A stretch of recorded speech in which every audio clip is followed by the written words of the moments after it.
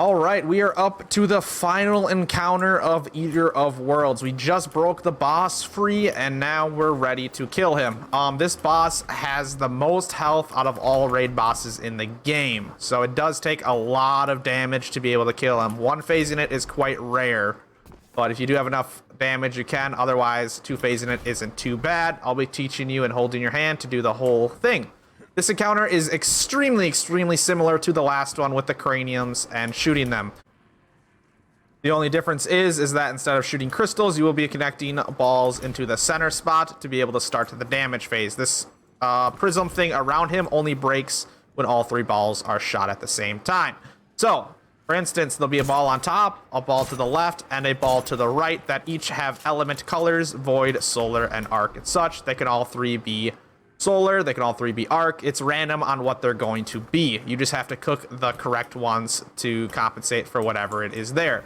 Now in this one, instead of cooking two of each element, how you were used to last time, you're going to want to cook what is coordinated on the boss. I will have a diagram up here soon that you guys can screenshot and know what's going on. I'll go into that a little bit further. After you break the boss, it's going to be damage, boom, boom, boom, damage the boss.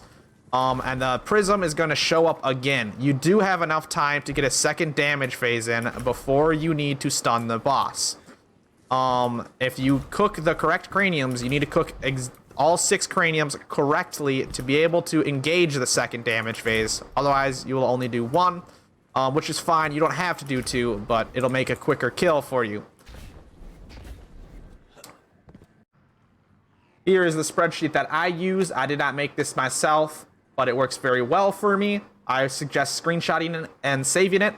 For example, it shows if it was 2 void and 1 arc, I would need 3 voids cooked, 2 solars cooked, and 1 arc cooked. And that would make it so I could do 2 damage phases with my teammate. That'll come into play a little bit further when we actually go into damage. After you do whatever amount of damage phases you are doing, you are then going to have to stun the boss. There are 3 spots that you can shoot to be able to stun the boss. There are his hands, his back, and his shoulders on top. Now, the way these stun spots break is you have to break 2 of them, and the only way to break one is consecutive damage and enough damage. A sniper works very well. I will be using the Ikelos, and I can solo break one of his stun spots with it. But if you do not have a good enough sniper for it, just have all of your teammates shoot at the same one together and you should break it, and then just break the second one. We'll go into that when we get to that part of this encounter. I will go over loadouts quick before we actually get into the damage phase. So, for my loadout as a Titan, I am running a Bubble, so Top Tree Void. I'm running Helm of Saint 14. I am using 1000 Voices for damage. If you don't have that, Xenophage works just fine. Whisper the Worm is alright. Izanagi's a full court spike grenade launcher. Just whatever you can get your hands on. I'll be using the Ikelos sniper with triple tap and high impact reserves with a boss spec. This is one of the highest damaging weapons you can hit Argos with. These two together are very good. I'll be running Night Watch just for some long-range kills to kill the Harpies, which can be quite annoying. I'm running Oppressive Darkness on my class item to help my team's damage output. For Warlocks, I highly recommend, at least if you have more than 2 Warlocks, you can have them on Nova Bomb. But if you have 2 Warlocks, I suggest having each of them on Well, so you could use them on each damage phase to just sit there and damage the whole time and not have to worry about ads. Now for Hunters, you should be running Celestial Nighthawk just to get that big burst of damage off quick. And just have all your team running the same kind of damage loadout. Alright, to start the encounter, just grab the cranium and it'll do a little cutscene. It'll only do it the first time. If you wipe, it will not happen again. But here is Argos, the boss we will be killing on Eater of Worlds. I have my spreadsheet next to me, and I'm going to be communicating to my team what the craniums we need are after they spawn. I can see it now. It is rainbow, so it is 222. We need 2 of each. This is the easiest coordination we can get.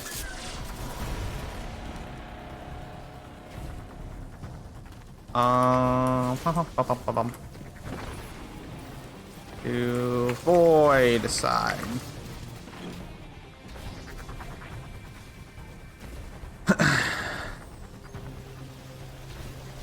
All right. After my first one's cooked, I'll be grabbing my cranium and heading over to Void. I got my cranium. Hopefully Ugg and Slayer will have the cranium soon so we can break this. But you can now see the orbs that we were talking about, right? All three of these orbs need to enter that center at a very close time. Do I see Ugg with his? Yep.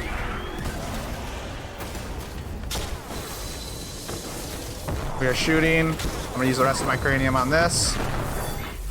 Got my bubble. We got someone trapped. So the boss is gonna shoot these prisms at you. Once you see it start coming, you should be dodging and trying to get away from it. I walked in front of someone's 1KV. They walked in front of mine. It's fine. Let's get some reses here quick. Now we're going for second damage phase. I spelled it wrong. That's okay. I'm going to grab my arc real quick.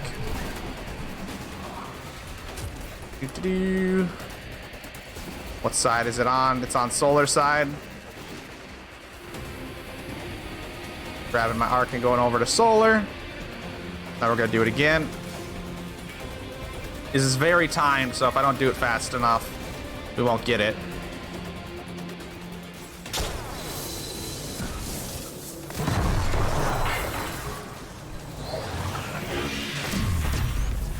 That was the prisms, but since we were behind an object, it just totally negated it. As you can see, we're doing lots of damage to this guy. This Ikelos is great. I'm gonna save some ammo.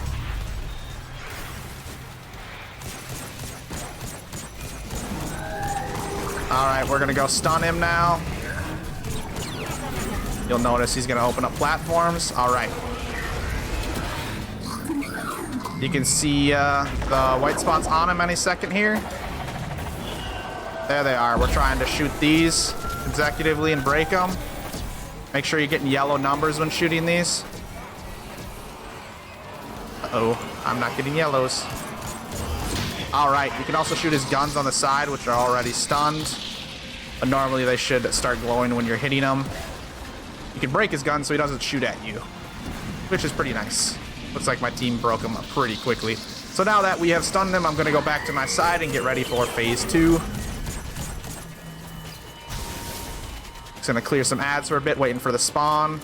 We could go for double craniums again, but there's no need because he's so low on health. We're just going to kill him very fast here. Just waiting for the spawn.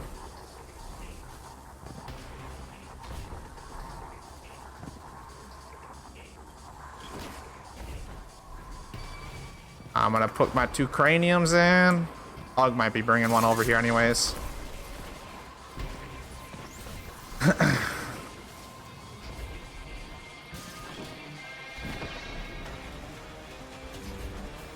Alright, and we're getting ready for this last damage phase here. I'm gonna tell my team to go to Void. And then we're gonna get ready to kill him. Just about to end it. Look at how low he is. We could have one-phased him, but I wanted to show you guys the stun phase. I definitely recommend a high or a fast fire rate sniper with triple tap or 4th times the charm.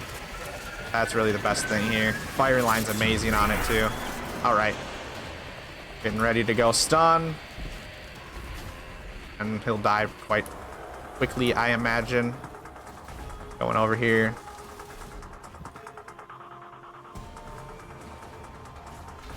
Alright. We're shooting.